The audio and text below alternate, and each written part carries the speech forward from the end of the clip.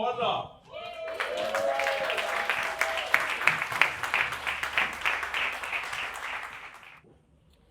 guys, it's nice to be here. It's nice to see so many sets of eyes and teeth smiling back at me. I'm enjoying that. Cool, I thought that would go well, but I guess I'm not black enough to make that joke. That's fair. No, so I have actually recently started identifying as black. It was like around the time, do you guys remember when white guys started getting blamed for everything? Yeah, it was just after that. Wasn't gonna get caught up in it.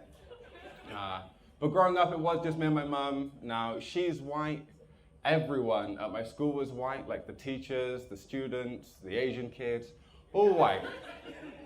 So my skin was darker than everyone else's, but that was never enough to like make me black. You know, like my blackness was always something I seemed to have to prove.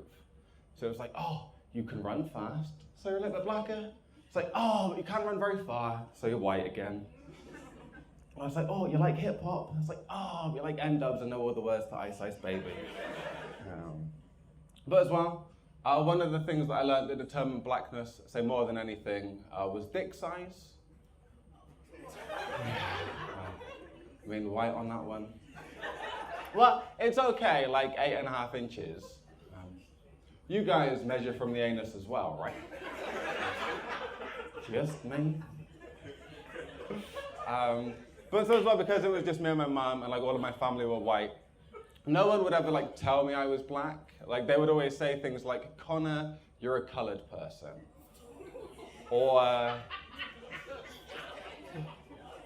all right, that wasn't the punchline, but cheers. You know, like, or they would say I was half caste. And now they say, you know, I'm a person of color. I am glad they've stopped calling me a person of interest though. That really helps. And as well, it's like, I don't really like the term person of color, and I'm speaking to the choir, but it's like, I might be black from a distance, you know, but I am also white over the phone. Why can't I have an identity that reflects both, you know? Why can't I be known as an incognito? Cool, you guys are fun.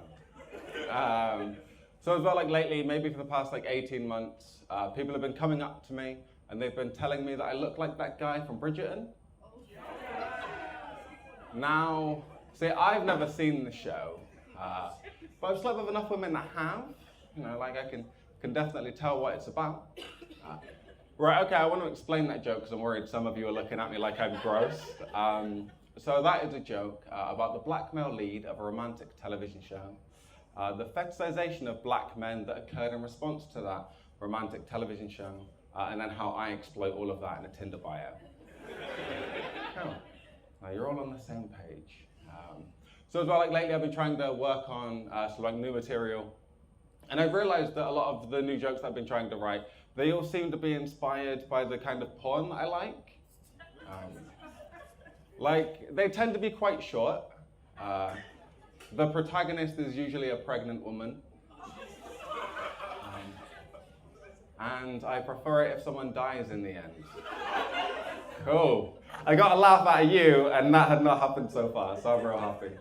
But like, as an example, right, here's one of the jokes that I've been working on. So back when I was 16, my high school girlfriend, she committed suicide.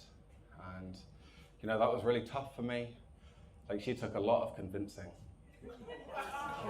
Yeah. Oh, you guys are fun. I'm glad that joke, like,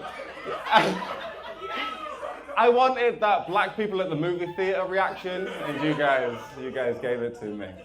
So as well, right, I'll tell you a little bit more about me.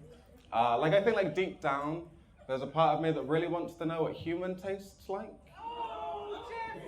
No, right, because like I just think it's weird. Like we eat things the human body produces. Like as babies, we'll drink breast milk. And then as a teenage boy who's recently discovered masturbation, it's like sometimes we'll let curiosity get the better of us. I mean, I've seen enough Gordon Ramsay to know that you've got to taste what you make, right? Especially if you're going to serve it to someone else afterwards. But like, I feel like the closest you can get to like eating a person really has got to be like the placenta. But You can't buy a placenta anywhere, and pregnant women hate it when you ask. So really, I feel like your only option has got to be like a diabetic foot. Because no, I mean, they don't need it. And it's like that perfect balance of sweet and salty. Cool, I got a gag. That's amazing. But right, whatever. Like, I don't want you to think that I'm a monster. You know, I would never kill someone, say, just to eat them. But if I see a kid get hit by a car, why let him go to waste? And so what if it was my car? At least it was my kid.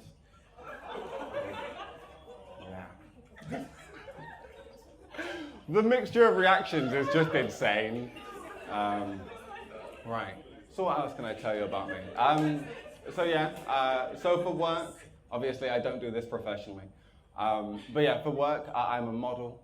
And as a model, it's really important to me that I know that you know that I'm a model.